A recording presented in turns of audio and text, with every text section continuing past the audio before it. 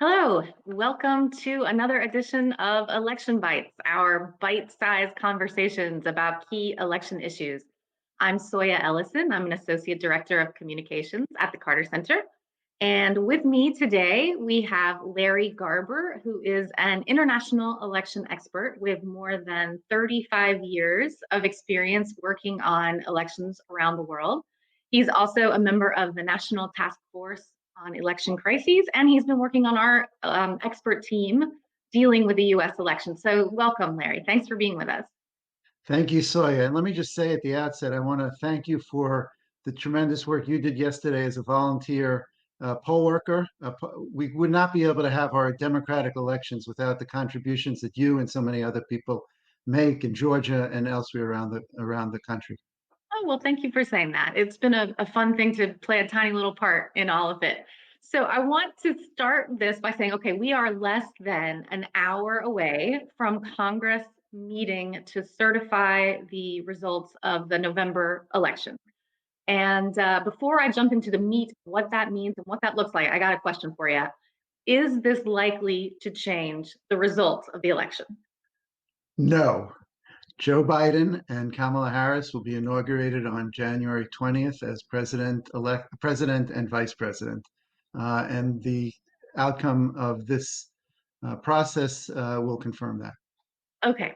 So now that we've got that out of the way, Yeah. let's back up and let's start even further back and tell me, what does this day usually look like? What usually happens when Congress meets to certify these results? So usually no one pays attention to it. It is, a formal ritualistic process presided over by the vice president. It's a joint session of the Congress, the House of Representatives, and the Senate, and it follows rules that are set out in the 1887 Electoral Count Act. And it's very prescriptive. So each state is called. Tellers read out the results that were submitted by the officials in the state. And, at the end of the day, you count up and you determine that, one candidate has received the requisite 270 plus electoral college votes. And that's it. That's the traditional way this has happened, at least for the last 135 years.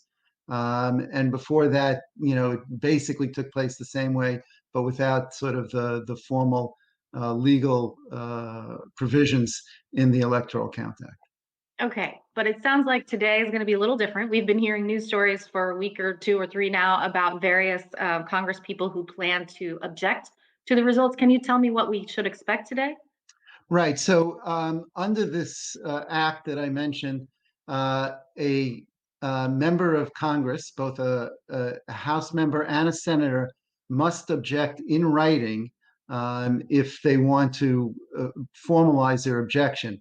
Once that happens, then the House and Senate divide. So it's a joint session. They split up and they go to their respective houses. And they have no more than a 2 hour debate.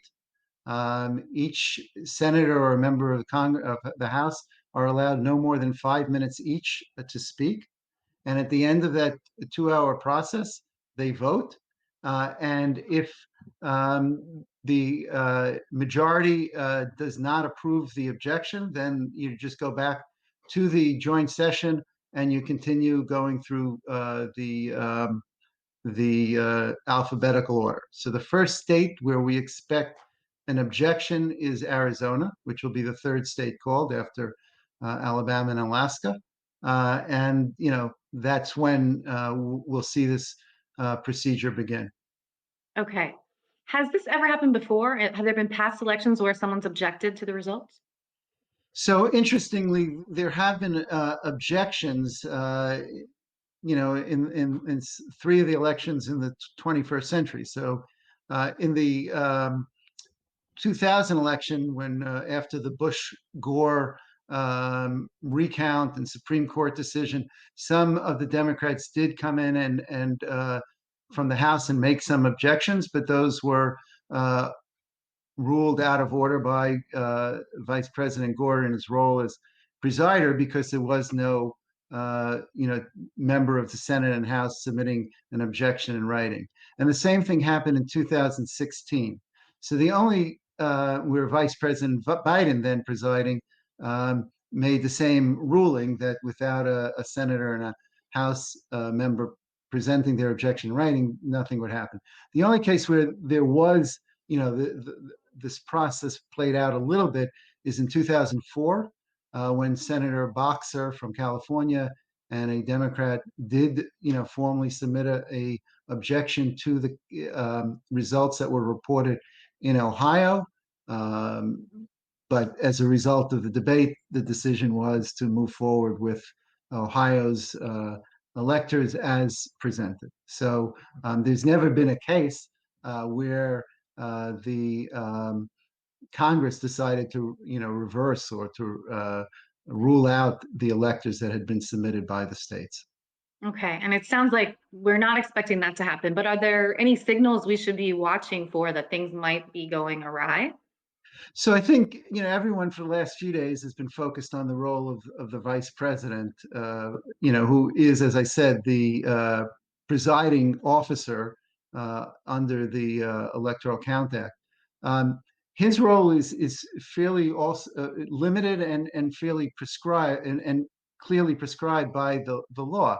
He calls the joint session into order, and he can rule on again whether the objections have been properly submitted or not. But he doesn't have a vote, and he doesn't determine whether or not the electors are validly submitted or not.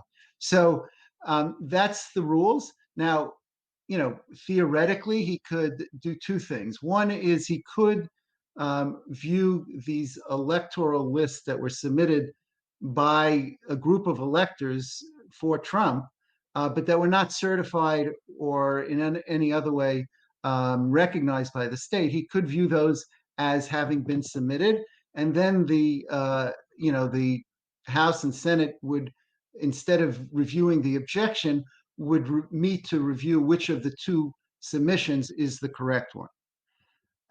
And two, he could go entirely rogue and just say he doesn't abide by the rules as set out by the Electoral Count Act.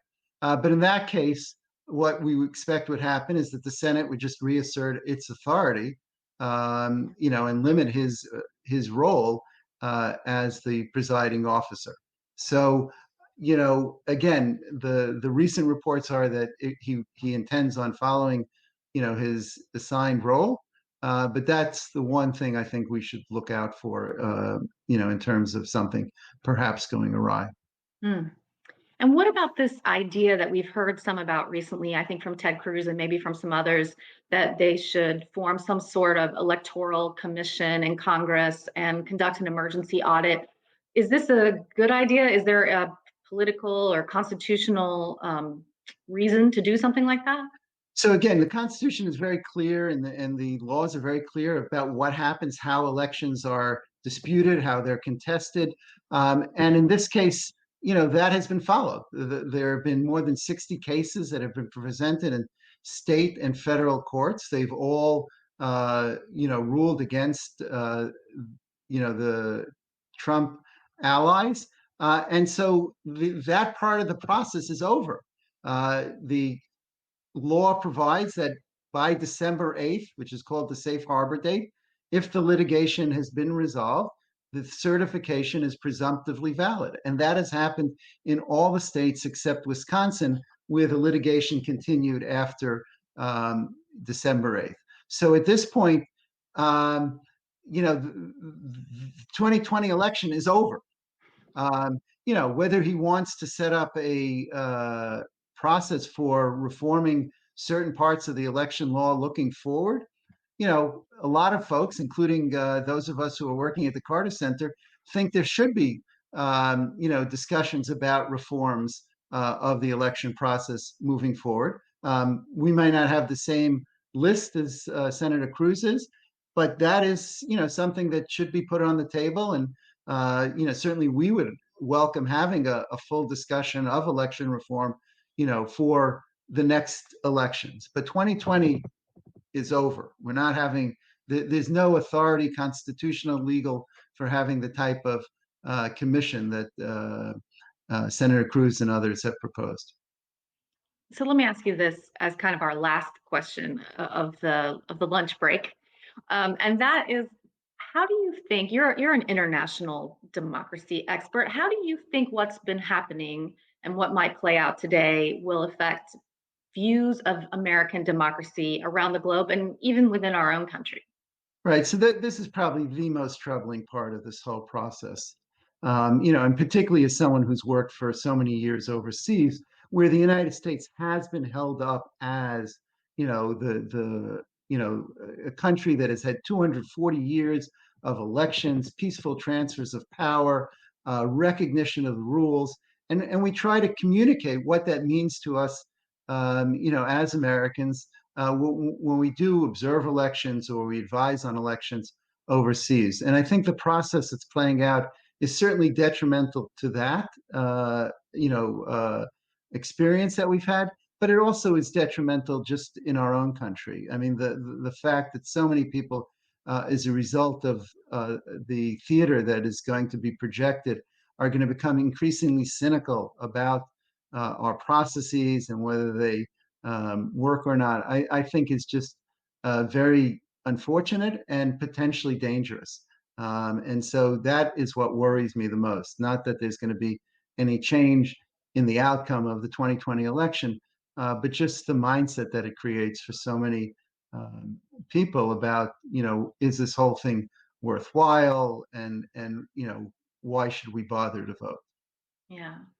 Well, that's a discouraging note to end on. So I'm sorry, everyone, that we're going to leave it there. But I do want to give you all time to jump over if you want to watch what's going to happen in Congress and turn over to C-SPAN or somewhere else and watch it play out. Larry, are you going to be watching? I will be, like I said, I've never watched before, but this year I will be watching. I don't know how the networks are going to cover, whether the House or the Senate if they go into debate. But I think it'll be quite fascinating. And to be a bit more upbeat, Soya, since I think that there will be an educational component to the debate in the House and Senate. So there will be an opportunity for the Republicans who are objecting to make their case, but I expect there'll be strong refutation by those opposing the objection. Based on, as I said, the decisions of the courts, the statements of the Attorney General and others, who have basically stated, that there was no fraud that affected the outcome of this election. And so I think at the end of the day, people will come away saying, that, time to move on. Joe Biden is the new next president of the United States, and hopefully we'll be able to deal with some of the issues of reform that we need to be dealing with. Okay. Well, on that note, then we will say goodbye. Thank you, Larry, for being with us. And thank you to everyone for watching at home. Have a great day. Thank you, Soya.